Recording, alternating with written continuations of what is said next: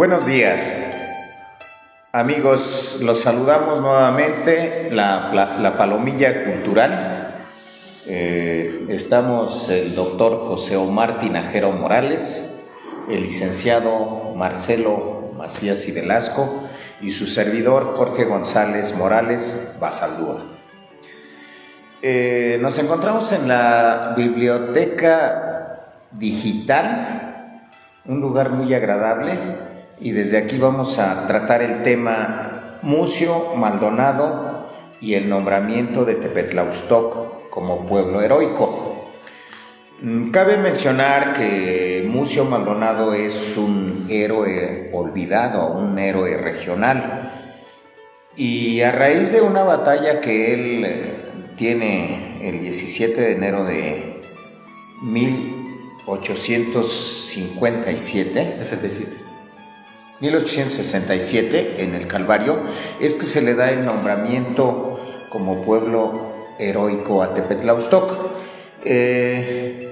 ¿Podemos empezar contigo, Tinajero? Sí. Con el entorno del marco histórico. Sí, de hecho yo quería empezar esto más o menos platicando cómo se empieza la investigación de Mucio. Yo creo que poca gente más o menos sabe cómo estuvo el asunto. En el 2003 a mí me toca estar en el Archivo Histórico Municipal. Me dieron oportunidad de analizarlo. Casi todos los que llegaban antes, pues siempre nada más analizaban el tomo 1 de actas de cabildo. Entonces, pues lo que se sabía era lo referente, por ejemplo, a lo del 9 de julio.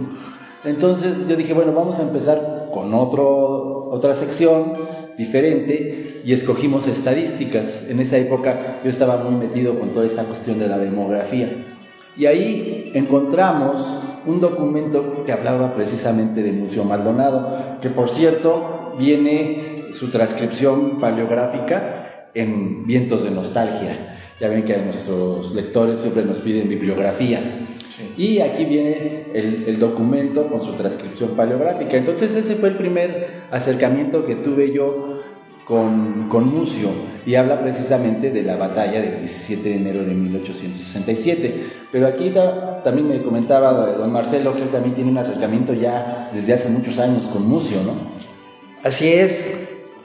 Fue algo muy casual el haber pasado frente a lo que pensé primero que era una mojonera, y al acercarme voy viendo entre llantas y escombros y basura un monumento que decía Cruz de Mucio Maldonado. Aquí se significó una batalla, etcétera, etcétera, ¿verdad? Y me llamó la atención, ¿quién es Mucio Maldonado? Posteriormente conocí al profesor Alejandro Contla y me hizo algunos comentarios un poco escuetos, ¿verdad? Y desde aquel entonces ha sido como una meta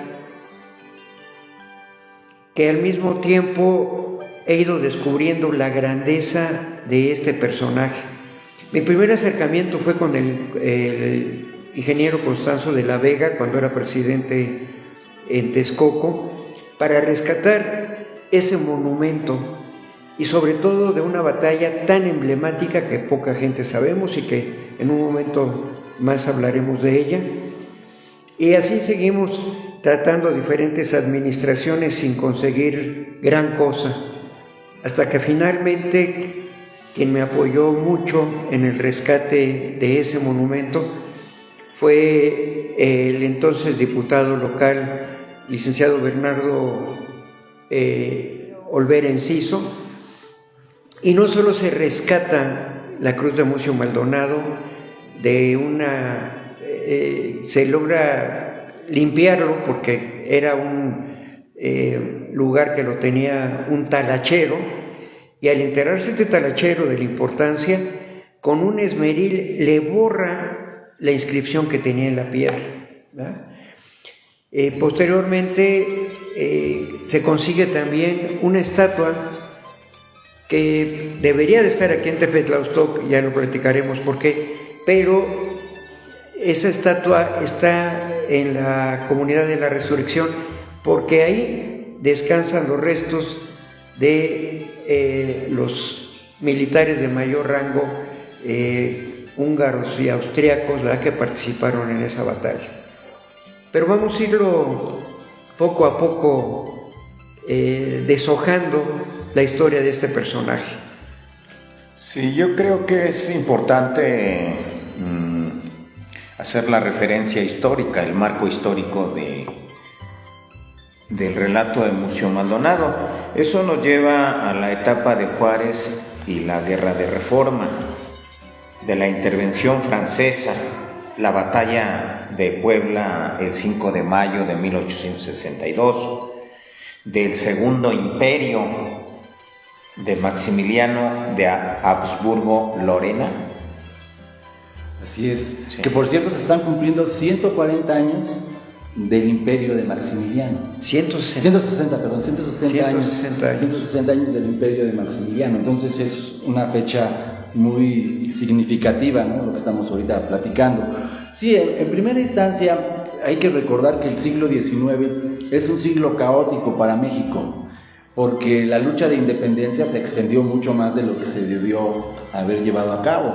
Entonces eso produjo una gran cantidad de muertes, pero también se colapsó la economía, en especial la minería. Entonces eso provoca que la situación económica del país al principio fuera muy complicada. Luego a esto se suma una serie de cuestiones políticas, ¿no?, que si íbamos a ser imperio, que si íbamos a ser república, que si de la república íbamos a ser centralistas, federalistas, que si íbamos a llevar las ideas liberales o las ideas conservadoras. Entonces todo eso produce una serie de guerras civiles, unas guerras intestinas. A la vez hay muchísimos presidentes, hay presidentes que duran unos cuantos años, o incluso meses. Vemos a Santana, 11 veces presidente de México, y que lo llamaban tanto los conservadores como los liberales. Entonces, a mediados de siglo, se da una ruptura muy interesante, porque precisamente en el último gobierno de Santana, la dictadura de Santana, de 1853 a 1855, pues los liberales, por medio de la revolución de Ayutla, conquistan el poder. Y entonces, posteriormente, pues vienen con toda una serie de ideas liberales que vienen a romper con todo ese orden político que había en la época colonial.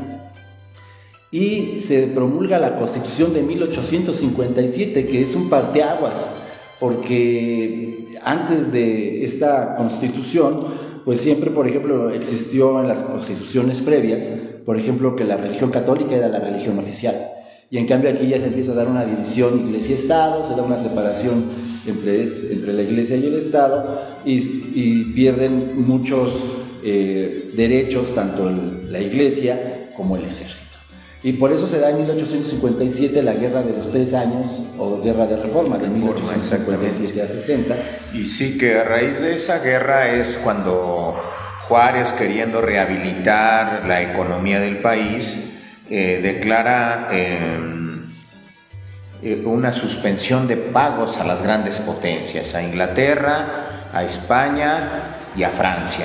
Así es. Y ellos en el Tratado de Londres acuerdan invadir México. Así es. Llegan a Veracruz. Ahí hábilmente Manuel Doblado hace los tratados de la soledad y consigue que le respeten la prórroga de pagos. De esa manera Inglaterra y España se regresan a Europa, pero Francia no. Francia tenía otras intenciones. Francia lo que quería era invadir el país. Y entre otras cosas, Tinajero, Marcelo, yo me supongo que entre otras cosas el propósito grandilocuente de Francia era invadir México y luego Estados Unidos. Porque estaba la guerra de secesión en Estados Unidos. Es correcto. De hecho, Estados Unidos ya entraba ya como una potencia fuerte a nivel mundial, y se había planteado la doctrina Monroe en 1823, que decía América para los americanos, entendiendo América como para Estados Unidos, ¿no?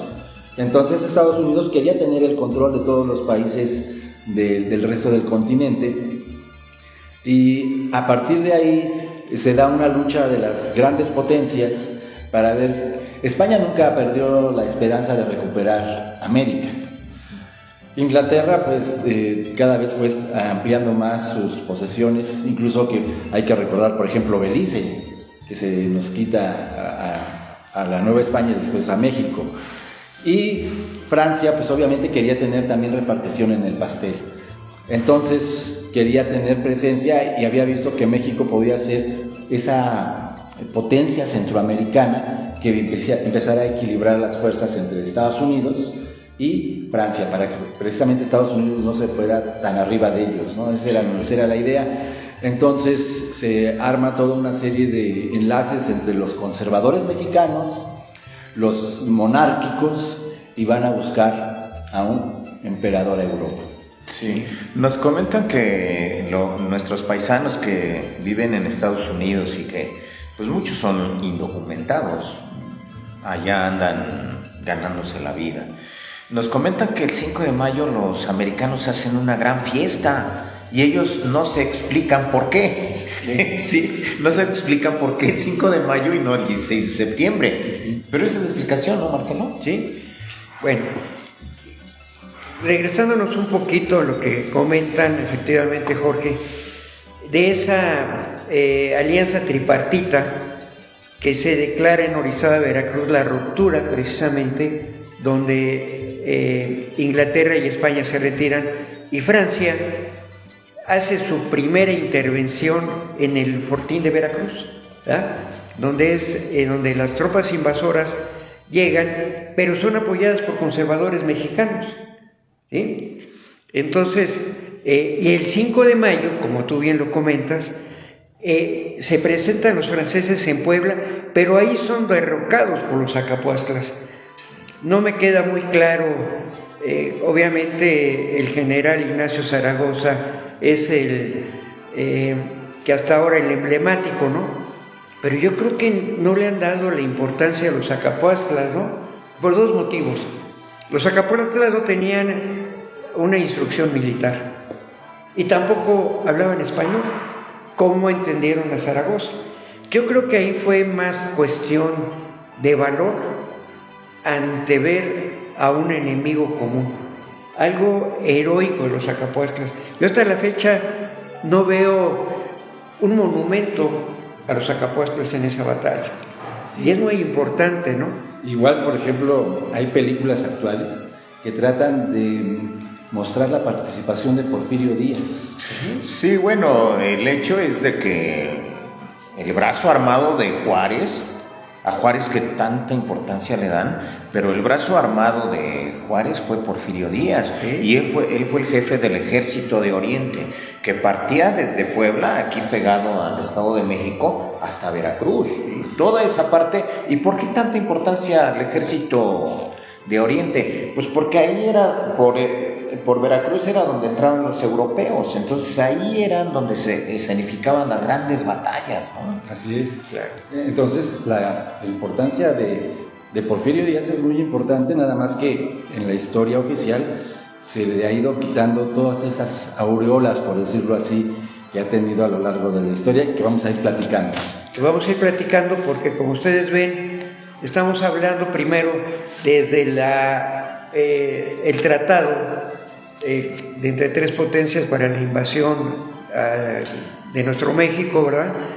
Y estamos empezando en 1862 con donde se firman los tratados de la Soledad.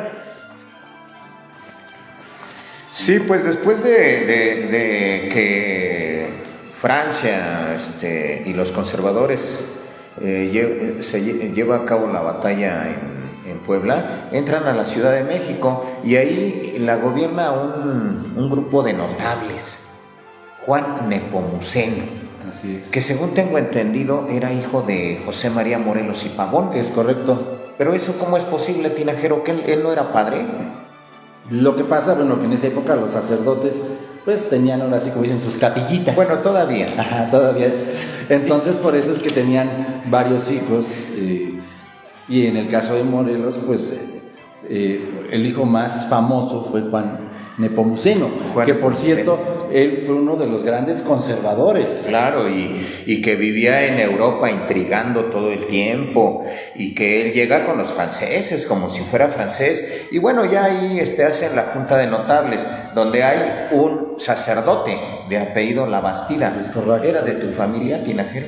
Pues no sé exactamente, todavía no he hecho la genealogía, pero sí era, Sí, puede ser. era Labastida. Sí, Pelagio Pelagio Labastida. Así es. Y un militar. Un militar. Esa es la Junta de Notables. Pero bueno, desde ese momento Juan Nepomuceno lo que propone es una monarquía con descendencia, con derecho a herencia del poder. Y hacen una Junta de Notables para ir a Miramar a proponerle la monarquía a Maximiliano de Habsburgo. Otro personaje, otro gran personaje que también se le juzga y se le critica, creo que de una manera indiscriminada, porque cuando llega Maximiliano a México, por ejemplo, él acepta todas las leyes liberales de Juárez, la separación de bienes entre el gobierno y el Estado. Entonces los conservadores se molestan con él. Y él fue el que mencionan que propuso la mejor ley étnica que ha habido en México. Por eso los indios lo querían. Sí. Y un caso así sobresaliente, Marcelo, es el caso de Tomás Mejía, que era otomí. Y era de sus principales, las 3 M's, Miramón, Mejía y Márquez. Es correcto. Pero Tomás Mejía era un indio, otomí, un indígena otomí. De la sierra, allá Sierra Gorda. De la Sierra Gorda. Sí. Entonces, él representaba pues a esa población indígena, a la vez representaba a la población militar que también había perdido sus derechos, y pues eran gente que eran pues muy afín a la iglesia, por eso se le llamaban los conservadores. Entonces, hay que recordar que el 1 de abril de 1864, en el castillo de Miramar, cerca de Trieste, Italia, una comisión de conservadores va y visita a Max y lo convencen para ser nuestro emperador. Y ahí entra toda una polémica, ¿no? Que por qué ser imperio o por qué ser república, ¿no? Por ejemplo, en el caso de Brasil, fue imperio y tuvo una vida política, económica en el siglo XIX más tranquila, ¿no? Y en cambio México, por andar cambiándole por todos lados, entonces tuvo una vida mucho más agitada. Entonces por eso decían que era necesario por lo menos una época de transición en la cual el imperio hubiera durado un poco más. Entonces por eso decían que era importante que hubiera triunfado la idea de Iturbide, o en este caso la idea de Maximiliano. Y el 12 de junio de 1864, precisamente hace 160 años, hizo su entrada triunfal a la Ciudad de México y se estableció en el castillo de Chapultepec. Bueno, la primera noche la pasó en el Palacio de Gobierno y lo picaron las chinches. No lo dejaron dormir. Sí. Fue conociendo cómo era México. Sí. Bueno, para esa época hace su aparición un personaje que hoy vamos a ensalzarlo porque se lo merece. Mucio Maldonado. Mucio Maldonado nace en Texcoco, en el barrio de La Conchita, pero desde muy joven, al ver los movimientos políticos y obviamente como hasta ahora, siempre la población más pobre es la más afectada. Entonces Mucio Maldonado se dedica en la zona de Cuautlalpan y Montecillos a robar embarcaciones que llevaban alimentos y repartirlo entre la población, por lo que se le conoce con el apodo del pirata del lago. Posteriormente se le empiezan a reunir una serie de compañeros, amigos, etcétera, y él entonces ya toma una decisión de apoyar el movimiento en contra del imperialismo y sin ser una persona política, ¿verdad?, es una persona resentida contra el invasor y logra conformar un puñado de gente que los llama los lanceros de Texcoco. Pero escoge Tepetlaostoc para aquí hacer su campamento, para aquí conformar un pequeño cuartel. Obviamente la gente de Tepetlaostoc lo apoya, le brinda alimentos, pero aquí lo que queremos ensalzar es que los tepetlaostoquenses forman parte de este movimiento y se reúnen a la lucha también de Mucio Maldonado, ¿verdad? Es correcto. A mí ahí me caben muchas dudas. Pienso que Mucio Maldonado no robaba para repartir, robaba para él. En primera. En segunda, ¿por qué viene a refugiarse a Tepetlaostoc? O sea, habría que definir por qué Tepetlaostoc era liberal. ¿Por qué? Si Texcoco y todos sus alrededores estaban con Marx, Correcto. estaban con el imperio. Entonces a mí me entran muchas dudas. Sociológicamente trato de entender. Y creo que ahí volvemos nuevamente a esa rebeldía de los chichimecas, Tinajero. ¿Por qué yo tendría que ser conservador? ¿Porque todos son conservadores? No, yo puedo mantenerme al margen. Pienso que esa es una de las razones. ¿Alguna otra razón de por qué Mucio Maldonado vino aquí a Tepetlaostoc a poner el cuartel? Creo que tiene que ver con la cuestión geográfica. Correcto también.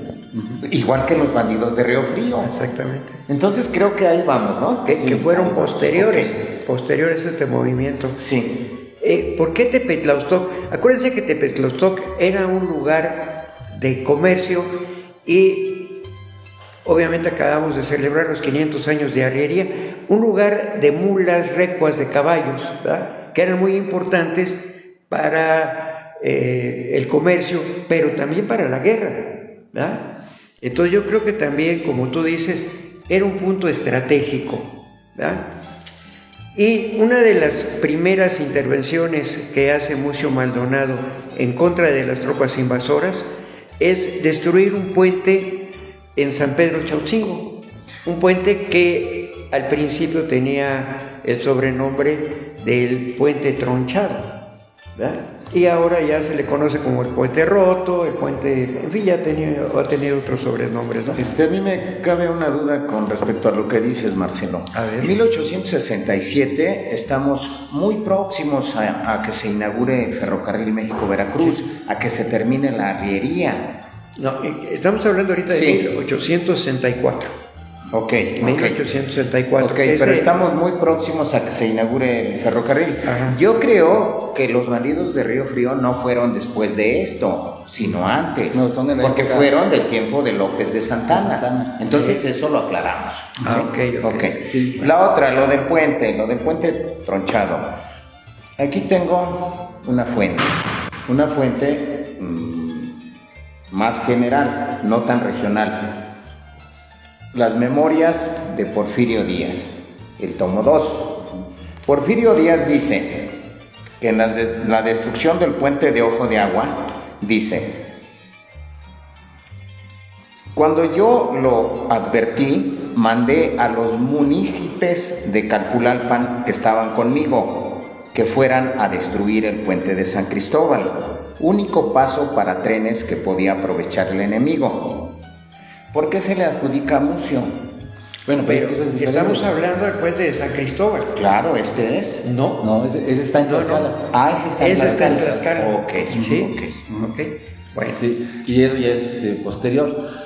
Yo creo que sería interesante platicarles a nuestros amigos la batalla del 17 de enero de 1867, porque esa se lleva precisamente a cabo aquí en Tepetlaostoc. Y Mucio se convierte en el defensor no solamente de la soberanía nacional, sino en el defensor de Tepetlaostoc. Entonces, como ustedes dicen, estábamos rodeados de fuerzas imperialistas, incluso a la resurrección le dicen la Francia. Entonces, Tepetlaostoc, desde la época de la independencia. Incluso aquí tienen Vientos de Nostalgia un documento que dice que éramos díscolos y revoltosos, ¿no? Sí. O sea, siempre fuimos a la contra, ¿no? Entonces siempre nos gustó ir en contra, nos gustaba siempre lo más complicado, ¿no? Y entonces Mucio Maldonado encuentra el lugar ideal, y hay que recordar pues, precisamente la Sierra del Patlachique, ¿no? Cómo protege, es una defensa natural, sí, que era lo que tú comentabas de la geografía. Entonces, pues me gustaría que platicáramos del 17 de enero de 1867 y de lo que ustedes han descubierto, de cómo se lleva a cabo esa batalla, ¿no? Sí, es muy interesante porque llega el conservador Miguel López, ¿verdad?, con tropas imperialistas con el fin de terminar y acabar con Mucio Maldonado, pero como Tepetlastoc le había dado cabida, entonces vienen a saquear primero los comercios, baja un grupo, se instalan en la loma del Calvario y bajan primero a saquear los comercios como el de Norberto Beltrán, que era uno de los grandes comerciantes, ¿verdad?, y arrasar y quemar Tepetlastoc. Y aparece oportunamente Mucio Maldonado y lo logra copar por flanco derecho y flanco izquierdo, les tiende una trampa y logra vencerlos. Esta batalla tan importante para Tepetlastoc, de no haber sido arrasado, quemado, esta batalla es también muy importante para Mucio Maldonado porque logra hacerse de pertrechos de guerra, caballos y todo, y logra conformar un pequeño regimiento que posteriormente se pone a las órdenes de Porfirio Díaz con 400 de caballería. Pero insisto, de esos 400, ¿cuántos eran tepetlastoquenses? Son héroes que hasta la fecha no tienen un reconocimiento, son héroes anónimos, ¿no? Entonces el movimiento de Mucio Maldonado prácticamente se ubica en Tepetlastoc con gente de Tepetlastoc. Por eso es que estamos dándole mayor importancia a este personaje. Ahora, ¿nos podrías platicar de Miguel López para que la gente... Sí, Miguel López, en su biografía comentan que era un tipo alto, rubio, y que tenía unos enormes pies de angloamericano, y que era un convenenciero. Era una revista y los biógrafos dicen no tenía dotes de militar, por lo tanto de un momento a otro iba a caer. Pues Miguel López se hizo en el ejército. Aparte de escenificar la batalla del Calvario, fue jefe de la escolta de la emperatriz Carlota. Ni más ni menos. Y él fue el que traicionó en Querétaro a Maximiliano. Entonces eso le da el carácter, digamos, externo a Tepetlastoc, le da esa importancia. O sea, y le da la importancia a Mucio. Cuando Mucio vence a Miguel López. No era cualquier hijo de... No era cualquier militar, o sea, era de los consentidos del imperio. Desde el momento en que es jefe de escoltas de la emperatriz, y después en Querétaro él es el que vende a Maximiliano. Es correcto. Entonces era un personaje importante y él venía con las fuerzas austrohúngaras y venían también belgas, pues hay que recordar que Carlota venía de Bélgica. Sí, entonces, efectivamente, pues en los textos Tinajero muy atinadamente nombras las fuerzas franco-mexicanas. Es correcto, porque también venían conservadores. Sí, claro. Entonces no venía cualquier ejército a destruir Tepetlastoc. Y ya ven que aquí en nuestra serie de podcast pues hemos hablado mucho de cómo Tepetlastoc se ha negado a morir. Y aquí vemos otra vez cómo Tepe se las ingenia para no ser arrasado, para subsistir. Y obviamente pues se debe en buena medida a ese genio militar que tuvo Mucio, ¿no? O sea, cómo sitia, cómo aprovecha ese conocimiento que tenía de la geografía y envuelve a las fuerzas de Miguel López, quien se tiene que retirar, y Tepetlastoc queda otra vez bien al frente del movimiento, ¿no? Entonces, esta esta fecha, el 17 de enero de 1867, yo pienso que es una fiesta que se debería de tomar en cuenta en nuestro calendario cívico. Y hacerle un homenaje. Es correcto. Sin embargo, como ya entra dentro del marco de las fiestas de San Sebastián, que ya ven que todo se concentra en la época de enero con San Sebastián, pues por eso es que también no se le ha dado la importancia, ¿no? Todos ya andan más preocupados, que porque ya viene la mayordomía de los mexicanos, o que ya vienen los bailes. Y entonces sí ha pasado, ahora sí que sin pena ni gloria, pero dentro de nuestro calendario cívico, el 17 de enero debería de ser una fecha que se tendría que recordar de manera ahora sí solemne, ¿no? Porque es uno de esos momentos claves en que Tepetlaustoc se salva y a la vez se encuadra dentro de esta historia nacional. Entonces, esta es una de las causas por las cuales la NACIM nos pone como pueblo heroico. Sí. Bueno, Tinajero, nada más así como resumiendo, el año de 1867 creo que fue el año de Mucio. 17 de enero, batalla del Calvario. Sí. 2 de abril, batalla de Puebla, apoyando a Porfirio Díaz con sus 400 dragones de Texcoco. Y el 10 de abril, su muerte en la resurrección, donde se encuentra la cruz de Mucio. ¿Sí saben por qué le nombran la Francia a la resurrección, Tinajero? Vamos por partes, porque sí es un detalle muy agradable platicarlo. Como bien dice Jorge, el 10 de abril se escenifica una gran batalla donde Mucio Maldonado, estando en Puebla, el día 4 de abril, se entera que Leonardo Márquez, ¿verdad? Viene por estos rumbos y viene a coparlo, ¿verdad? Y entonces decide el coronel Julián Quiroga y el coronel Kodolich, austriaco, y Márquez cambiar de rumbo hacia la Ciudad de México. Entonces Mucio Maldonado viene para coparlos y los encuentra en donde empieza la hondanada del Batán, que es en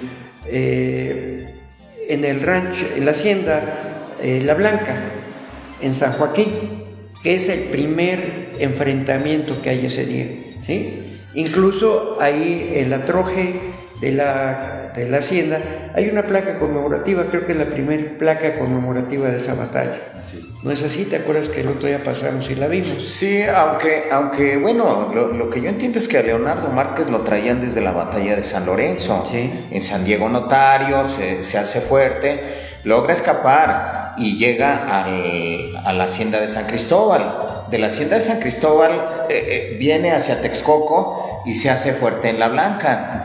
Como por milagrería se salva y ahí se da la gran batalla en los campos de la resurrección. Lo que comenta, bueno, la gente, las historias orales, es que dicen que algún militar mexicano andaba revisando a todos los muertos y iba y les abría el ojo y le decía a su jefe: mire nada más, general, puro ojito azul, hasta parece que estamos en la misma Francia. Bueno, y por eso se le quedó el mote. Por un poquito ya llegamos hasta allá, pero precisamente tú comentabas algo que debe de estar inscrito aquí en las memorias de Porfirio Díaz, y hay un párrafo que él dice: seguimos la persecución todo el día hasta Texcoco, con muchos episodios, muy pocos sangrientos para nosotros, pero fatales casi todos para el enemigo. En la hacienda La Blanca hizo su primer esfuerzo de resistencia, pero nos causó algunas pérdidas, y aquí es donde llegamos. Entre ellas, lo que tú comentas, entre ellas la del coronel Mucio Maldonado, que fue muerto al tomar del enemigo 2 piezas de montaña que le quedaban. Y al respecto, como tú lo comentas, Mucio Maldonado se apea de su montura para recoger un estandarte de las fuerzas vencidas, pero un soldado moribundo le dispara causándole la muerte. Un poco antes, efectivamente, uno de sus segundos le comenta que cuánto güerito ojiazul había. Pero ese detalle y el que los restos de los militares de mayor rango austrohúngaros fueron enterrados en la Resurrección, que incluso a un lado del altar todavía hay algunos, pero en todo la entrada de la iglesia estaban las tumbas con los diferentes nombres, cosa que penosamente le pusieron ahora un enladrillado, ¿verdad?, quitándole ese marco histórico. Por eso es que a ese lugar se le conoce como la Francia. Posteriormente, después de esa derrota y la huida de los soldados, muchos se avecinan en la Francia, en la Resurrección. Y se extienden por diferentes partes, incluso para allá, para San Bernardo, para lo que es el Somontano. Hay gente que todavía tiene el ojo azul. Sí, y también, por ejemplo, hay algo muy particular.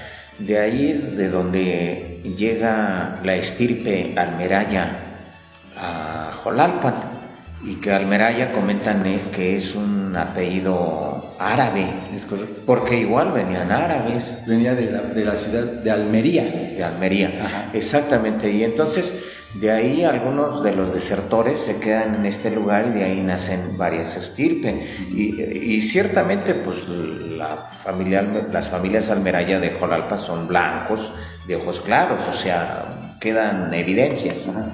Así es. Bueno, aterrizamos con lo del nombramiento. Yo quisiera, antes del nombramiento, darle una idea a la gente. Más o menos ustedes ya hicieron la narración local, pero sería interesante comentar algo que decía don Manuel González, que fue dueño de la hacienda de Chapingo, compadre de Porfirio y presidente de la República, único en los 30 años de Porfiriato. Sí, él decía algo desde un punto de vista militar muy interesante. Sí. El imperio no cae en Querétaro, el imperio cae en Puebla y en esa persecución que se le hace a Leonardo Márquez. ¿Por qué? Porque Leonardo Márquez, en ese momento él venía no como un militar más, él era el lugarteniente del imperio, es decir, el general de generales. Le había dado ese nombramiento el propio Maximiliano, lo cual le causó un gran conflicto, por ejemplo, a Miramón. Entonces la idea era que se tenía que romper, primero él estaba en Querétaro, rompe el cerco, y la idea era ir a Ciudad de México y traer refuerzos. De manera que si se hubiera logrado el plan original, hubieran acabado con los liberales en Querétaro fácilmente. Sin embargo, Porfirio Díaz entiende muy bien el ajedrez militar y dice, tenemos que tomar Puebla y después Ciudad de México y distraer a Márquez. Márquez ya era en esa época un militar consagrado.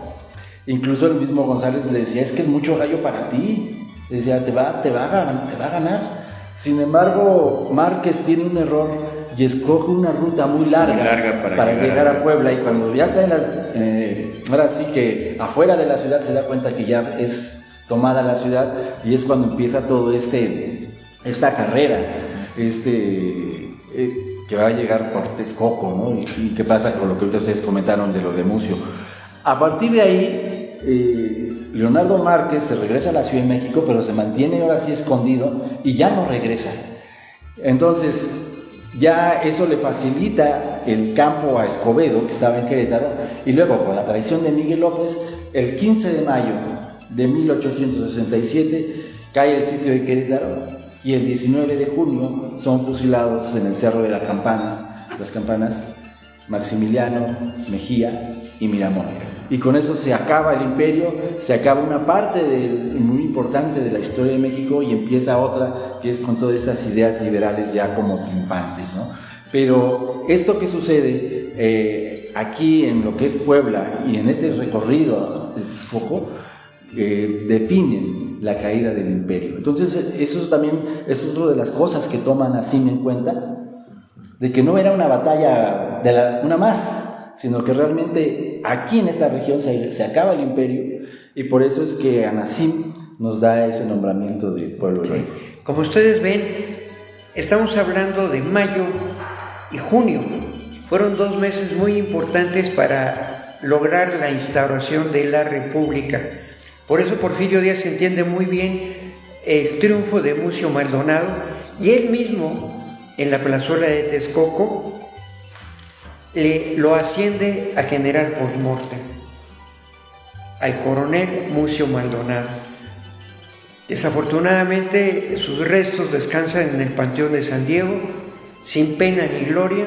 No sabemos dónde está su lápida, y pues es un triunfo haber rescatado el lugar emblemático donde cayó en esa batalla Mucio Maldonado, y ahora realmente ha tenido una buena aceptación. Incluso nuestro presidente actual de aquí de Tepetlaustop, el licenciado Ismael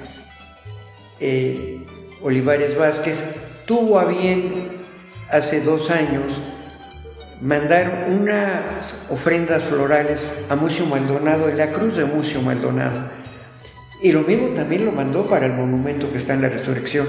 ¿Por qué? Porque le tenemos que dar el reconocimiento a este gran personaje. Y yo me acuerdo que uno de los primeros videos que salieron en la página de Facebook del gobierno de Tepetlaustop fue una actuación de usted en la que nos habla de Mucio. ¿Y cómo empieza? No sé si se acuerde de... Sí, cómo no. Ajá. Sí. Yo soy Mucio Maldonado y estoy muy sentido con los tepetlaustoquenses y los texcocanos, porque se han olvidado de mí. Y así empieza. Y en cambio hay otros lugares, por ejemplo en Huejutla hay un personaje similar, Antonio Reyes, más o menos con las mismas características de Mucio, y por eso es que Huejutla se apellida de Reyes. Entonces, tanto Marcelo como yo en algunos de esos momentos hemos pensado que incluso Tepetlaustop debería ser Tepetlaustop de Mucio Maldonado, que tiene más vinculación con Tepetlaustop que Hidalgo, que nunca pisó aquí el territorio, ¿no? Entonces está más cercano con la historia, ¿no? Entonces ese sería como que en algún momento, a lo mejor cuando se llegue a hacer ciudad, que es el siguiente paso, Claro. que fuera ciudad de Tepetlaustop de Mucio Maldonado. Precisamente el comentario que hace el doctor Tinajero, el 4 de abril del 2002 le suscribimos una minuta a nuestro presidente Ismael Olivares Vázquez, pidiéndole que, reconociendo la acción heroica e histórica del general Mucio Maldonado, que salvó y guardó a Tepetlaustop de ser arrasado e incendiado el 17 de enero de 1867, este consejo tiene bien proponerle que la entrada del bulevar a este municipio lleve el nombre de tan emblemático personaje. ¿Ya? Entonces, pues, como ustedes ven, hemos seguido una secuencia para darle el valor a este gran héroe. Así es, y es uno de los personajes que hablamos ahora en nuestro libro Vientos de Nostalgia, que lo presentaremos el 14 de septiembre, y que ahí presentamos también el documento de la batalla de 1867 para la gente que lo quiera conocer. Entonces, eso le dio pues fuerza al nombramiento de pueblo heroico por parte de la ANACIM. O sea, había una serie de trabajos previos a todo esto.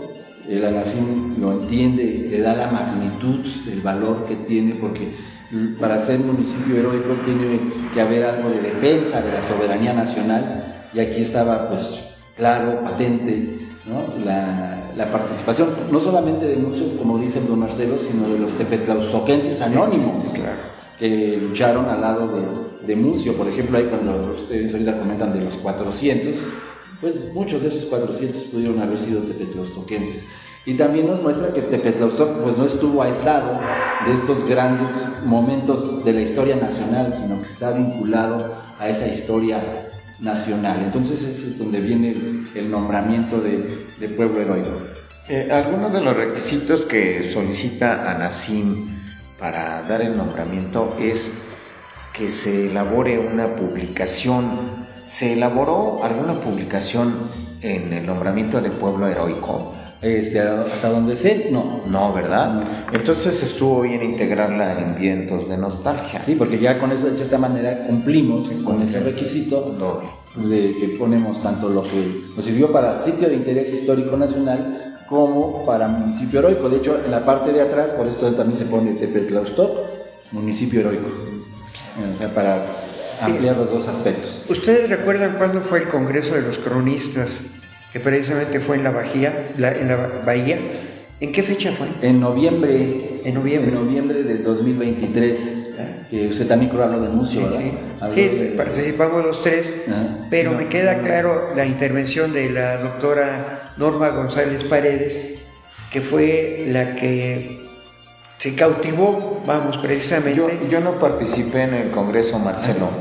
No participé porque la verdad no tenía un tema.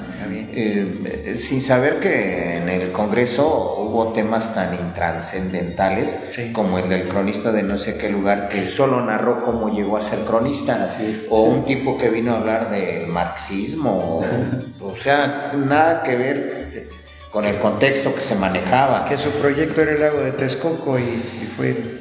Y bueno, no estuve, pero a ver, continúa Sí, entonces la doctora Norma González, pues por las presentaciones que se hizo, tuvo a bien, pues, interesarse, ¿verdad? Y él ser la persona, el contacto directo para llegar a tener este nombramiento que realmente a Tepetlaustop lo reviste. Ahora, comentando esto, algún día podremos tener una estatua de Mucio Maldonado, como era de Tepetlaustop, pero también una estatua de aquellos tepetlaustoquenses anónimos que participaron e hicieron grande ese regimiento de los 400 dragones, si no me equivoco, porque así lo nombró Porfirio Díaz, ¿verdad? Quiere decir dragones aguerridos, fuertes y que nunca se dieron por vencidos. Pues sería un homenaje muy bonito, igual como usted planteaba ahí en la toponimia, ¿no? Porque tenemos una toponimia muy rara. Tenemos, por ejemplo, al que nos conquistó en la época prehispánica, que es Quinansen, y no tenemos a los fundadores o a Cocopin en la toponimia, ¿no? Entonces, pues nos hace falta, por ejemplo, una calle de Casimiro Castro, otra calle de Pero en Jolalpan. Sí, obviamente. Sí. Y la de Mucio allá en La Conchita o en Texcoco. O aquí también en Tepe. Bueno, está bien. Por ahí por el Calvario. Está bien. En el Calvario debería de ser donde fue la batalla. Que por cierto, la calle esa que donde termina el Calvario, pasando la casa de usted, hay un camino real. Así es. En ese camino real me queda claro que fue la huida de las tropas vencidas, porque iban de regreso a la resurrección. Sí, de ahí del puente de Nezahualcóyotl. Del puente de Nezahualcóyotl. Tengo entendido que cuando abrandaron un poquito el camino real, aparecieron muchas osamentas producto de aquella batalla. Entonces, pues son lugares emblemáticos que tenemos que tener un poquito de historia y de conciencia para visitarlos. Sí, recuperar la memoria. ¿Cuándo fue el protocolo para el nombramiento de pueblo heroico? Ese fue un año antes que nosotros. ¿Qué fue? ¿2022 sería? Okay. 23. 23, ¿verdad? 2023 sí. Se hizo el protocolo. También la NACIM establece que en la placa que se devela debe estar el nombre del cronista o los cronistas que lo promueven. ¿Existen los nombres? Lo que pasa es que apenas la placa se va a poner el 14 de septiembre, junto con Pueblos con Encanto, Pueblo Heroico y Sitio de Interés Histórico Nacional. Yo a la fecha no he visto la placa como la leyenda que trae. No la he visto. Vamos a ver ahí cuál fue los créditos. Ajá. Bueno, entonces ya Marcelo dijo que va a empezar a juntar llaves para hacer el monumento de Mucio. Ya él hará la convocatoria. Así es. Algo parecido al monumento de Pedrito Infante, ¿no? Algo así. Pero algo más, digamos, más real, más inmediato que se pudiera hacer para resarcir esa memoria. Bueno, hemos hecho algo, pues está incluido en el libro. Ajá. Sí. Algo, Tinajero, tú que fuiste el que lo descubrió, ¿qué es lo que sería conveniente hacer? Pues en primer lugar tendríamos que ir platicando ahora sí que en todas las casas, ¿no? O sea, el reconocimiento. En las escuelas. El reconocimiento, para que sea un personaje conocido, porque a la fecha sigue siendo un personaje desconocido. Entonces, que se popularice, que se platique, así como a mí me platicaba mi abuelita de Betanzos, que así en las casas se hable ahora, por ejemplo, de Mucio Maldonado, o de otros tantos personajes importantes, ¿no? Tan es así que ya tenemos la invitación para ir a la preparatoria de San Luis Huixotla, ¿no? Y precisamente son nuestros temas que tenemos que dar a conocer, porque también esa región, ustedes saben, de la muralla de San Luis Huixotla tiene su historia, y también es una historia muy poco conocida, ¿verdad? Y precisamente ellos también están buscando tener alguna nominación y también dar a conocer sus riquezas locales. Así es. Bueno, pues ya tenemos que ir concluyendo el podcast del día de hoy, que espero haya sido muy nutritivo y que muestre, bueno, por qué Tepetlauxtla es pueblo heroico. Y entonces, pues, ¿qué opinas? ¿Cuáles serían tus reflexiones finales sociológicas, Jorge? Bueno, creo que está bien. Yo considero que es importante rescatar los héroes regionales, pero sin caer en el chauvinismo, sin caer en darle créditos de más sin que los tengan. Creo que tenemos que abordar eso de una manera que sea muy entendible para que nos las acepten. Cuando tú empiezas a decir que tal artista canta muy bien o que actúa muy bien, no convences totalmente a la gente. O sea, tenemos que hacer una labor donde se entienda y sin caer en las exageraciones, Marcelo, por favor. Y bueno, estoy de acuerdo con el personaje, estoy de acuerdo que se hizo la batalla decisiva, y creo que con esa actitud sería más fácil que nos entendiera la gente, que nos creyeran. A veces caemos en las fábulas, entonces bueno, vamos aterrizando nosotros y de ahí partimos. La otra cuestión es de que, por ejemplo, lo de Marcelo, que lo de él es la artisteada.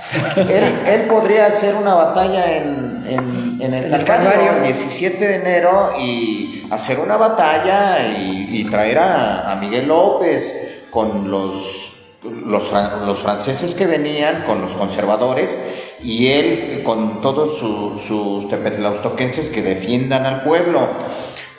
Eso podría tener un fuerte impacto, a la gente le gusta ese tipo de situaciones, y con eso podríamos empezar la fiesta de San Sebastián, con ese evento. Incluso ahorita que hablas de eso, en la región de Querétaro y de Guanajuato hay una danza que se llama Los Franceses, y luchan, por ejemplo, contra los apaches. Sí. Aquí en Tepetlauxtoc también existió esa danza de los apaches. Sí. Entonces, rememorando un poco esta cuestión de la intervención francesa, ¿no? Sí, pues ya ves que el 5 de mayo en Tlaixpan hacen hacen una batalla contra los franceses.